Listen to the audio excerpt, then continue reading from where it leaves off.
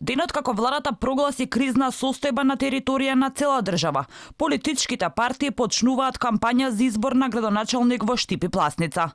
Дали и колку изборите ќе влијаат на влошување на ковид кризата во Македонија, особено ако се земе предвид дека секојдневно бројката на ново заразени достигнува над 1000, а бројот на починати секој 24 часа е двоцифрен.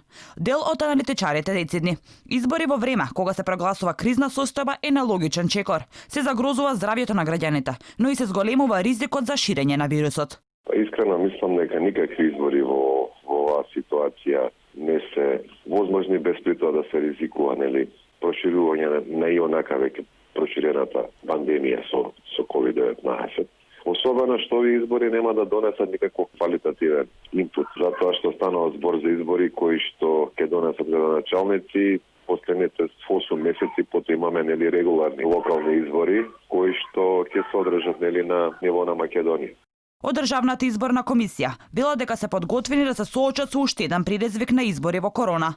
Тврдат ке се почитувале сите мерки и препораки пропишани од Комисијата за заразни болести. Во изборната трка ќе учествуваат 5 кандидати, односно претенденти за градоначалничкото столче од СРСМ, ВМРО, Интегра, коалицијата Иднината во наши раце, како и еден независен кандидат. Најголемата опозицијска партија реши да не учествува на изборите.